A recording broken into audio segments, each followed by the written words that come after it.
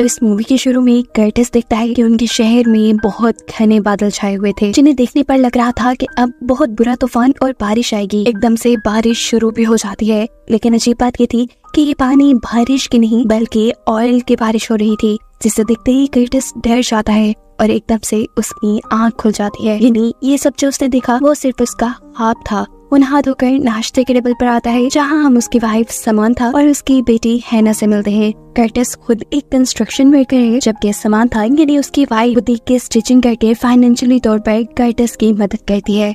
ये लोग हर वीक में 3 दिन हैना के स्कूल जाते हैं, क्योंकि हैना बोल नहीं सकती और उसके साथ बातें करने के लिए इन्हें साइन लैंग्वेज सीखनी थी। ये लोग उसका इलाज भी करवा रहे थे, इसीलिए इन्हें पैसों की तंगी भी थी। साथ ही साथ समांथा एक वेकेशन प्लान भी कर रही थी, जिसके लिए उसने खुद काम कर करके बहुत पैसे जोड़ लिए थे। दिखाया जाता है कि कर्टिस ने अपने घर बहुत सारा बेकार सामान रखा हुआ था, क्योंकि उसे लगता है कि उनके शहर में एक बहुत बड़ी तबाही आने वाली है, इसीलिए वो शेल्टर बनाना चाहता है। अपनी इसी उटपटांग के सामान को वो अभी ठिकाने ही लगा रहा था कि अचानक आसमान में दोबारा काले बादल छा जाते हैं। वहाँ सुनामी आ जाता है। आसमान में कड़कती हुई बिजली एकदम से जमीन से टकराती है, जिसकी वजह से कर्टिस का डॉग डर कर भौंकने लग जाता है और फिर अपनी रस्सी तुड़वाकर वो कर्टिस को काट भी लेता है। उसके काटते ही कर्टिस जाग गया और इससे हमें मालूम हुआ कि ये भी कर्टिस का ख्वाब ही था। लेकिन हैरान कर देने वाली बात ये थी कि उसके ख्वाब में जहाँ डॉग ने उसे काटा था, वहीं बाजू में उसे अब भी दर्द हो रहा था। इसी के बारे में सोचते हुए वो अपनी मीटिंग में भी ध्यान नहीं दे रहा था,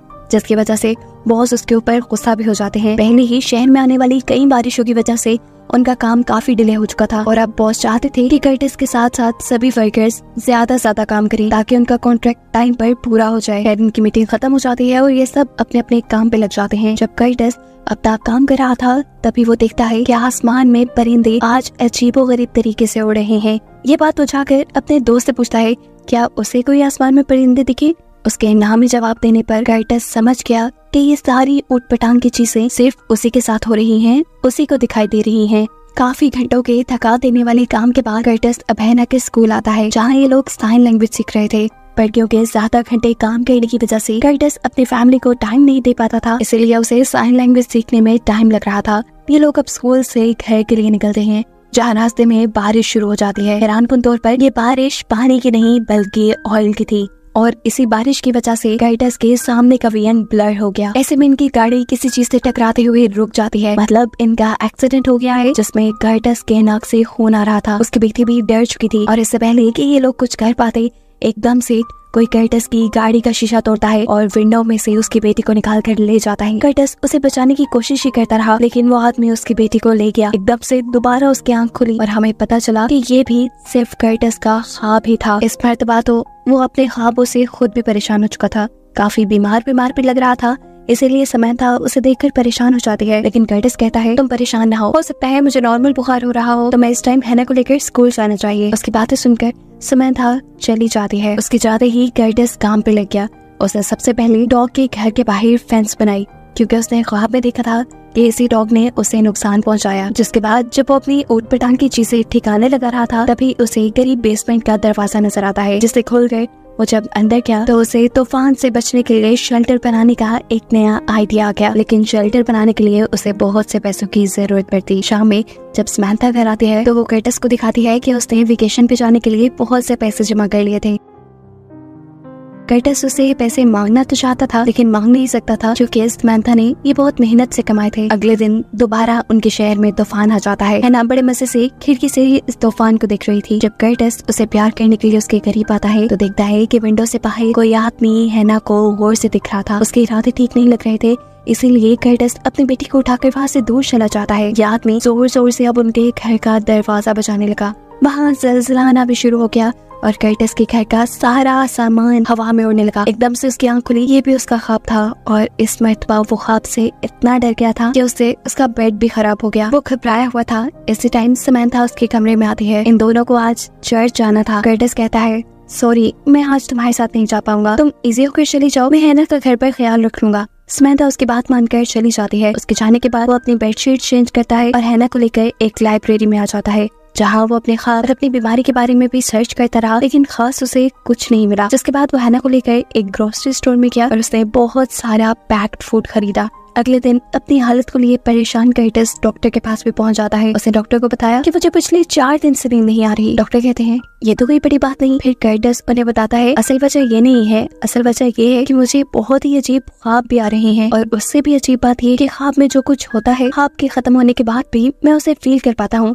जैसे ख्वाब में मुझे डॉग ने बाइट किया था और उसका दर्द मैं अभी भी अपने जिस्म पे फील कर रहा हूँ। डॉक्टर जान गए कि उसको कोई मेंटल इश्यू हो गया है। वो उसे कहते हैं कि इस टाइम तो मैं तुम्हें कुछ मेडिसिन लिख कर दे रहा हूँ जिससे तुम्हें नींद अच्छी आएगी, लेकिन तुम एक साइकियाट्रिस्ट से जाकर मिलो। दूसरी तरफ हम देखते हैं कि समंथा इस टाइम इंश्योरेंस कंपनी में थी, क्योंकि कर्टिस की जॉब से जो उन्हें हेल्थ इंश्योरेंस मिला हुआ था उसके जरिए वो हैना का ऑपरेशन करवाना चाहती थी, और लकीली उसकी ये रिक्वेस्ट अप्रूव भी हो जाती है। घर आते हुए कर्टिस भी जब मेडिसिन लेने के लिए जाता है तो उसे पता चलता है कि मेडिसिन उसे ये फ्री मिलने वाली है, और ये सुनकर वो बहुत ज्यादा खुश हो गया। घर आने पर समंथा भी खुश थी। समंथा उसे बताती है कि अब उन्हें ज्यादा पैसे बचाने की जरूरत नहीं पड़ेगी, हैना का ऑपरेशन भी हो जाएगा और ये लोग बहुत इजीली फैमिली ट्रिप पे भी जा पाएंगे।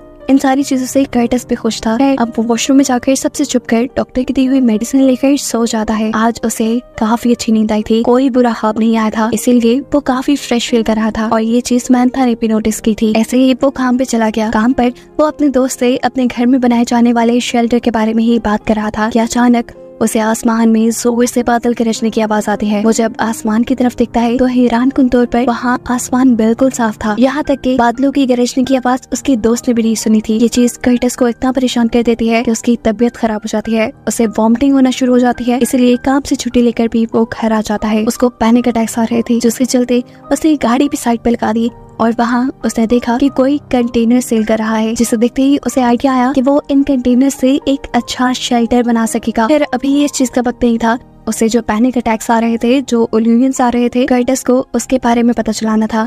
इसीलिए वो अपने मॉम के घर गया, क्योंकि काफी सालों पहले उसकी मॉम भी ऐसी ही एक बीमारी से गुजरी थी। उन्हें भी पैनिक अटैक्स आते थे, अजीबोगरीब इल्यूजन्स आते थे, जिसके चलते उन्होंने घर भी छोड़ दिया। कर्टिस और उसके भाई को उसके डैड ने अकेले पाला, और फिर एक दिन उन्हें उनकी मॉम गार्बेज बिन के पास मिली, जिसके बाद कर्टिस और उसके डैड ने उन्हें एक प्राइवेट हॉस्पिटल में एडमिट करवा दिया। कर्टिस अपनी मॉम से जानना चाहता था क्या ये सब जो उसके साथ हो रहा है वो उसकी मॉम की वजह से है, जेनेटिकली है, लेकिन इस टाइम उसकी मॉम को कुछ भी याद नहीं था। यहाँ तक कि ये भी याद नहीं था कि कर्टिस उनका बेटा है। साफ लफ्जों में कि कर्टिस को अपनी बीमारी के बारे में यहाँ भी कुछ नहीं पता चला। अब अगला ऑप्शन था साइकियाट्रिस्ट से मिलना, लेकिन उसकी हालत इतनी खराब थी कि वो कोलंबस ड्राइव करके भी नहीं जा सकता था। इसीलिए वो अपने डॉक्टर को कॉल करता है और उनसे कोई दूसरा ऑप्शन पूछता है। डॉक्टर उसे एक कंसल्टेंट से मिलने को कहते हैं। ये कंसल्टेंट उसकी अच्छे तरीके से बात तो सुनती है, लेकिन वो क्योंकि साइकियाट्रिस्ट नहीं थी, इसलिए ना तो वो डायग्नोज कर पाई कि कर्टिस को आखिर है क्या, और ना ही वो उसके इलाज के लिए कुछ उसे बता पाई। उसने भी कर्टिस को साइकियाट्रिस्ट को मिलने का ही मशवरा दिया। दिन ब दिन कर्टिस डरने लगा था, उसकी हालत खराब हो रही थी। उसे लगा कि अब उसे हर हाल में शेल्टर बना लेना चाहिए, जिसके लिए काफी सारे पैसों की जरूरत पड़ती, इसीलिए वो अपना घर गिरवी रख देता है। पैसे मिलने के बाद अब उसे कुछ सामान भी चाहिए था अपने घर के बाहर शेल्टर बनाने के लिए। सबसे पहले डिगिंग मशीन, जो उसकी कंस्ट्रक्शन साइट पर तो थी, लेकिन वो उसके बॉस की थी, उसकी कंपनी की। उसे अपने घर ले जाकर यूज करना रूल्स के खिलाफ था, लेकिन यहाँ कर्टिस अपने दोस्त को साथ में ला लेता है और ये लोग अपना काम शुरू कर देते हैं। ये ऊट पटांग के काम जब समंथा अपने घर पे होता देखती है तो उसकी और कर्टिस की लड़ाई हो जाती है। इसी बहस में समंथा को ये भी पता चलता है कि कर्टिस ने एक बहुत बड़ा $6000 का लोन लिया है, जो सुनकर वो और भी ज्यादा परेशान हो गई, क्योंकि पहले ही ये लोग फाइनेंशियली स्टेबल नहीं थे, इनके खर्चे बहुत मुश्किल से पूरे होते थे, ये लोन कैसे उतारते। टेंशन से समंथा की हालत बुरी हो जाती है और कर्टिस उसे अकेला छोड़ के बाहर चला जाता है, क्योंकि उसकी भी हालत अजीब हो रही थी। वॉशरूम में जाकर वो डॉक्टर की दी हुई मेडिसिन लेता है, रूटीन से कुछ ज्यादा डोज में, लेकिन आज ये मेडिसिन भी कोई काम नहीं करती। उसे दोबारा एक डरावना ख्वाब आता है, जिसे देखते हुए वो चीखें मारने लगा था। समंथा ये नोटिस करके उठ जाती है और जब वो कर्टिस को हिलाती है तो उसके नाक और कान से खून आ रहा था। ये देखकर वो डर गई। उसने जल्दी से एम्बुलेंस को कॉल की, लेकिन कर्टिस ने अपने आप को पैरामेडिक टीम से चेक ही नहीं करवाया, क्योंकि उसे लग रहा था कि ये सब बिल्कुल नॉर्मल है। उनके जाने के बाद कर्टिस ने फील किया कि समंथा उसकी वजह से बहुत परेशान है, इसीलिए आज वो समंथा से कुछ नहीं छुपाता, उसे सब बता देता है। उसकी मेंटल कंडीशन, उसे आने वाले ख्वाब, पैनिक अटैक्स, हर एक चीज जो उसके साथ हो रही थी। उसकी हालत का सुनकर समंथा भी परेशान हो गई। वो उसे कहती है, तुम परेशान मत हो, सब ठीक हो जाएगा, हम साइकियाट्रिस्ट के पास जाएंगे और तुम पहले जैसे हो जाओगे। कर्टिस अगले दिन अपने बॉस के पास जाता है और अपने ही दोस्त को अपनी टीम से दूसरी टीम में शिफ्ट करने का कहता है, क्योंकि लास्ट नाइट जो उसने ख्वाब देखा था उसमें उसने देखा था कि उसकी जान को उसके दोस्त से ही खतरा था। इसीलिए उसने अपने आप को अपने दोस्त से भी दूर कर दिया। काम से वापस आते हुए उसने 3 गैस मास्क खरीदे अपनी फैमिली के लिए। घर आकर उसने अपने कंटेनर को जमीन के नीचे शिफ्ट कर दिया। ये नहीं, उसने अपना शेल्टर कंप्लीट कर लिया। वो जब ये काम कर रहा था तब यहाँ उसके पास उसका भाई आया, उसे ये समझाने के लिए कि तुम जो कर रहे हो गलत कर रहे हो, ऐसे शेल्टर बनाने की कोई जरूरत नहीं है। लेकिन कर्टिस उसकी भी एक बात नहीं सुनता। रात में उसे दोबारा एक ख्वाब आया जिसमें उसने देखा कि समंथा किचन में गीली खड़ी है। वो अपने पास पड़ी हुई नाइफ को देख रही है ऐसे ही जैसे वो अभी इसी नाइफ से कर्टिस के ऊपर हमला कर देगी। लेकिन कर्टिस उसे इशारे में मना करता है और अचानक उसकी आंख खुल जाती है। इस ख्वाब से वो और भी ज्यादा डर गया और जब सुबह समंथा ब्रेकफास्ट के टाइम उसे टच करने लगी तो कर्टिस ने उसे भी अपने आप से दूर कर दिया। समंथा उसे बताती है कि भाई तुमसे तुम्हारे बॉस मिलने के लिए आए हैं। उसके बॉस उसके लिए एक बुरी खबर लाए थे। जो चीजें उसने इलीगली अपनी कंपनी की इस्तेमाल की थी अपना शेल्टर बनाने के लिए, उसकी इस हरकत की वजह से उसे जॉब से निकाल दिया गया था। अब उसके पास सिर्फ 2 हफ्तों के लिए हेल्थ इंश्योरेंस थी जिसमें वो अपनी बेटी का इलाज करवा सकता था। कर्टिस अपने बॉस को बहुत समझाने की कोशिश करता है कि ये सब करना उसकी मजबूरी था, लेकिन बॉस उसकी एक बात नहीं सुनते और यहाँ से चले जाते हैं। ये बुरी खबर समंथा को भी पागल कर देती है क्योंकि पहले ही वो लोग अपने खर्चे अफोर्ड नहीं कर पा रहे, ऊपर से कर्टिस ने लोन भी ले लिया था और अब जॉब भी नहीं रही थी। इन सभी चीजों के बारे में सोचते हुए वो गुस्से में कर्टिस को थप्पड़ मारकर हैना को यहाँ से ले जाती है। लेकिन ये गुस्सा उसका टेम्परेरी था।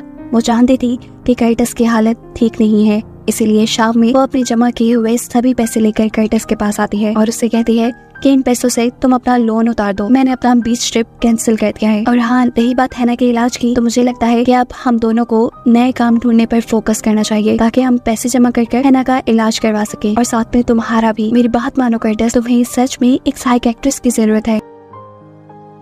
कर्टिस इस टाइम उसके हाँ में हाँ मिला देता है, जिसके बाद वो और समंथा हैना के स्कूल डिनर के लिए निकल जाते हैं। इस स्कूल डिनर में कर्टिस का वो दोस्त भी आया हुआ था जिसने शेल्टर बनाने में उसकी मदद की थी। वो कर्टिस को देखकर गुस्से से पागल हो जाता है क्योंकि कर्टिस की वजह से उसकी भी जॉब चली गई थी। वो यहाँ सब लोगों के सामने कर्टिस से बदतमीजी करता है और सब लोगों को बता देता है कि कर्टिस ही है जिसने उसे इलीगल काम करने का बोला। वो कर्टिस की मेंटल कंडीशन के बारे में नहीं जानता था, इसलिए उसे ज्यादा गुस्सा इस बात का था कि जब वो कर्टिस का दोस्त था तो उसे लगा कि कर्टिस ने उसे धोखा दिया है। उसको अपनी टीम से निकालकर इन सारी बातों को सुनते हुए कर्टिस भी गुस्से में आ जाता है और खड़े होकर अपना टेबल ही गिरा देता है और जोर जोर से चीखकर सब लोगों को बताता है, तुम सब मुझे पागल समझ रहे हो, ऐसा नहीं है, मैं जो कर रहा हूँ ठीक कर रहा हूँ। यहाँ एक बहुत बुरा तूफान आने वाला है और इसके लिए तुम सब तैयार नहीं हो, सिर्फ मैं तैयारी कर रहा हूँ। ये कहते ही उसने अपना कंट्रोल भी खो दिया। बहुत मुश्किल से समंथा उसे अपने घर ले गई। अगले दिन ऐसा लगा कि जैसे उसकी कही हुई सारी बातें सच होने लगी क्योंकि आसमान में परिंदे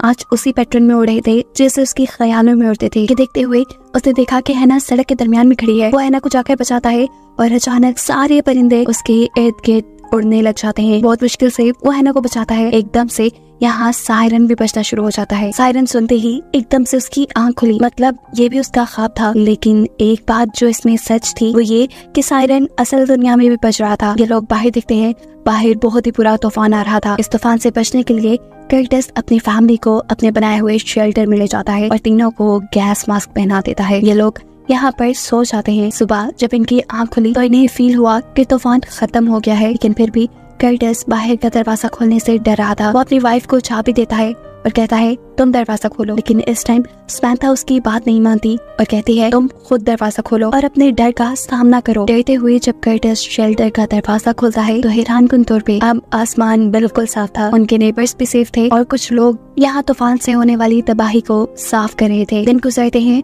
और समंथा कर्टिस को साइकियाट्रिस्ट के पास भी ले आती है। उसकी मेंटल कंडीशन को देखते हुए साइकियाट्रिस्ट उसे मशवरा देते हैं कि क्यों ना तुम कुछ दिन अपनी फैमिली से दूर यहाँ हमारे पास एडमिट रहो। ये सुनते ही वो डर गया। वो कभी अपनी फैमिली से दूर नहीं जाना चाहता था, जैसे उसकी मॉम दूर चली गई थी, लेकिन अब ये मजबूरी थी। कुछ दिन की ही तो बात थी। समंथा उसे समझाती है कि हम तुमसे दूर नहीं होंगे, बस कुछ दिन। लेकिन अभी कर्टिस इन सब चीजों के लिए तैयार नहीं था। उस समंथा कहता है इससे पहले मैं तुम्हारे साथ बीच ट्रिप पे जाना चाहता हूँ, वही ट्रिप जो समंथा हमेशा से प्लान किया करती थी। ये लोग ट्रिप पे जाते हैं। कर्टिस अपनी फैमिली के साथ अच्छा और यादगार टाइम स्पेंड कर रहा था। तभी हैना उसे इशारा करके दूर समुद्र की तरफ तूफान के होने का बताती है। ये देखकर वो डर जाता है। ये तूफान बिल्कुल वैसा था जो वो अपने ख्वाब में देखा करता था। वो पीछे जब अपनी वाइफ को देखता है तो उसकी वाइफ भी हाँ में सर हिलाते हुए उसे ये बताने की कोशिश करती है कि सब जो उसे दिख रहा है वो हकीकत में हो रहा है। और कहानी के एंड पे ये मिस्ट्री खुल जाती है कि कर्टिस असल में बीमार नहीं था, उसे सच में फ्यूचर दिख रहा था। फ्यूचर में आने वाली तबाही दिख रही थी जिससे बचने के लिए उसने तैयारी भी कर ली थी। और इसी सब को दिखाते हुए कि कहानी यहाँ खत्म हो जाती है।